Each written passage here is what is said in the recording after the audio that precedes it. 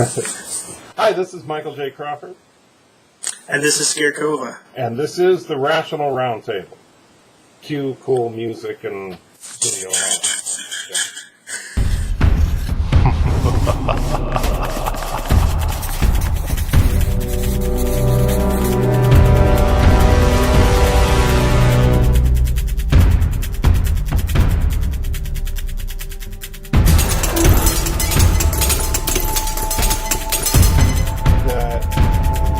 whatever creative force is behind the whole thing, assuming that force for a moment is a living thing, we call it God.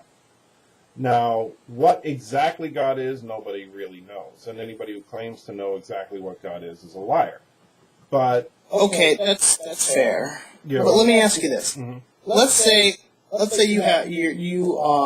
you are a social psychologist and you're studying development, Okay. and you do a survey on, let's say, a kindergarten classroom, and several of the kids are talking about television, and you hear the conversation, and they all seem to basically have this idea, and I don't know, I'm hazy on this realm of development, if they still have this idea by kindergarten or not, but for the sake of argument, let's say they're talking about where exactly in the TV the news anchor is hiding. Right? Okay. You're with me so far? Yeah. Okay, and this is a longitudinal study, so let's say you come back 5 years from now, and these kids are all in 6th grade now, and you start talking to them about the news, and you start hearing things about the cameras and broadcasting and electromagnetic waves from the smarter kids in the class, and then there's like 3 kids in their own little cluster in the classroom that are still talking about where in the television set the news anchor is hiding. They're still talking about it in those terms. Would you respect their belief? Would you feel that their belief is just another way of looking at the question? Or would you assume that their development was arrested at a point that fundamentally misunderstands the issue? And that is exactly the problem with the modern church has not developed itself. It's gotten so, and in fact, I think that's a brilliant analogy because it's like, Thank you. You're welcome. The church today is still hung up on things that were said 1,500 to 2,000 years ago. The church today, like, look at the whole crap over Copernicus, right? And Heliocentrism. Yeah. And the church gets hung up on these ancient ideas that were drawn conclusions based on an immature state of humanity. We have, we don't know what God is, but, you could draw certain conclusions, and from a 2,000-year-old perspective, you might draw different conclusions than you would today. The problem is that the church is completely unwilling to reconsider any of its positions that are Which church do you mean exactly? It's across the board. I don't know of any church that really actively does this. The Catholic Church, for example, Mm-hmm. and I'm not trying to credit them, because the only reason they're doing this is because they've been around longer than any other denomination, and they've realized you can't fight City Hall. Right. But the Catholic Church has been forced to learn to be good little boys and girls when it comes to science and not fight it. But Don't fight Galileo. What's that? It shouldn't have taken 2,000 years. I can't. Well, your transmission wasn't good there. I couldn't understand you. I said that the problem is that there's no excuse for the fact that, what was it, like a month or two ago that Copernicus got his funeral as a Catholic? His funeral? Yeah. Oh, you're right. But at the same time, yes, that may have happened only a month ago. For whatever reason, I don't know what the backlog was, but the general ideological the ideological shift in the Catholic Church's view on these issues, in fairness to the Catholics, happened quite a while before that. Right.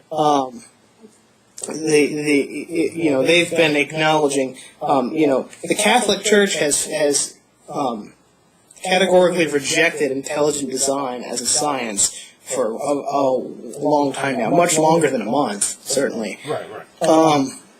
Now, and what people seeing this debate are going to think I'm some Catholic apologist who just happens to not believe in God.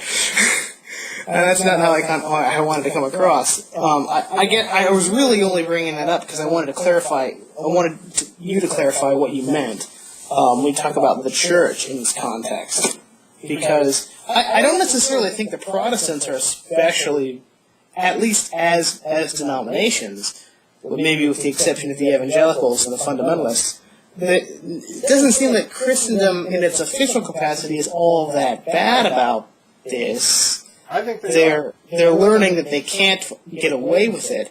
It's individual pulpits, individual Christians that are really, really bad about this. I think that the churches. I mean, when was the last time that no matter whether they were liberal or conservative, or from the Baptists and the Methodists to the Catholics, Vatican II was probably the last major change in the Catholic Church. And how long ago was that? 60s, I think. Okay. I think. Don't quote me. Right. Now, how long before that was the last major shift in the Catholic Church? Well, telescoping, sure, it had been quite a long time. Right. And yet we're already overdue for a Vatican III.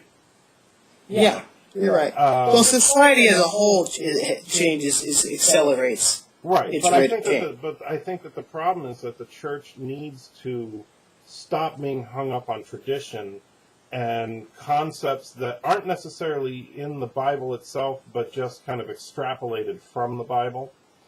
Well, yeah, but if they do that in 50 years, they'll all sound like Deepak Chopra, and I assume you wouldn't agree with his theology. I've only seen him once or twice. I don't know enough about him to give an honest appraisal. Okay, well, I'll just give you my take on him, which, take it for what it is. It's just my take.